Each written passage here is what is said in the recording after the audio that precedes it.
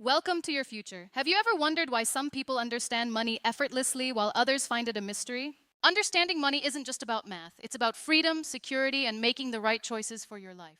Hello, everyone, and welcome back to Xtra English TV, XET. I am so glad you are here today. My name is Sheyu, and I'm your instructor, your coach, and your guide to mastering real American English. Today, we are starting a very important lesson. We are going to learn all about money and finance. First, let's define the word money. Money is anything that is commonly accepted as a way to pay for goods and services. In English, we also use the word currency. Currency refers to the specific type of money used in a particular country.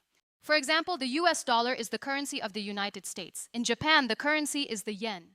Before modern money, people used a system called barter. This means they traded one item directly for another. Now, how do we get money? We earn it. To earn means to receive money in exchange for your work or your time.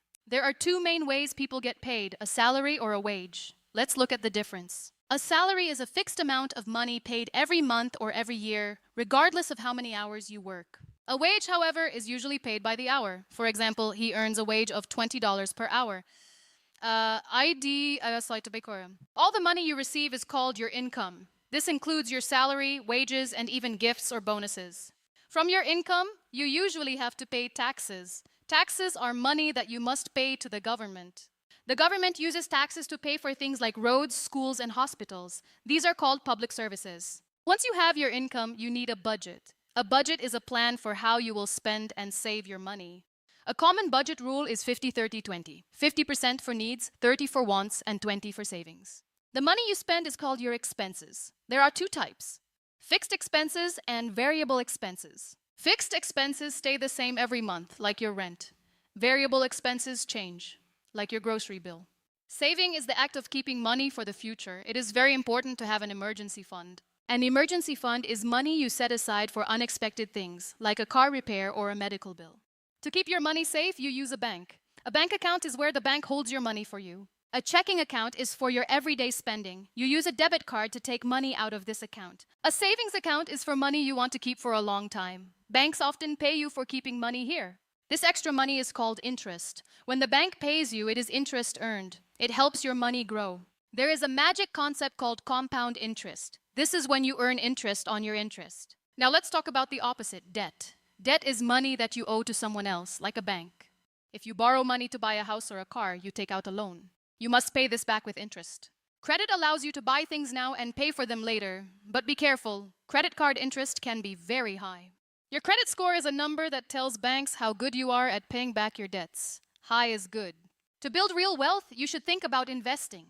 To invest means to put money into something to make a profit. Stocks are small pieces of a company. If the company does well, the value of your stock goes up. Bonds are like loans that you give to a company or a government. They pay you interest in return. Another popular investment is real estate. This means buying land or buildings like houses or apartments. In investing, we talk about diversification. This means don't put all your eggs in one basket. Spread your money out. A very important concept is inflation. Inflation is when prices for things go up over time. When inflation happens, your money has less purchasing power. You can buy less with the same amount of money. To be successful with money, you must know the difference between an asset and a liability. An asset is something that puts money into your pocket, like an investment or a rental property. A liability is something that takes money out of your pocket, like a car that needs constant repairs or a high-interest loan. There is also a difference between being rich and being wealthy. Let's think about this carefully. Being rich often means you have a high income and you spend a lot on expensive things right now. Being wealthy means you have assets that provide income, giving you the time and freedom to do what you love. All of these topics are part of financial literacy. It is the ability to understand and use financial skills effectively. The more you know about money, the better your decisions will be. For example, her financial literacy helped her save for a home. Remember, it is never too late to start learning.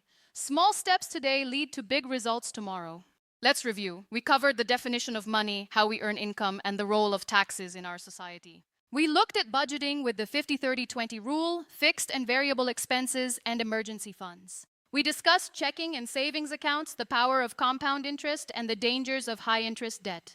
Finally, we explored stocks, bonds, real estate, the effect of inflation, and the value of financial literacy. If you enjoyed this long lesson, please click the like button and share this video with someone who wants to learn.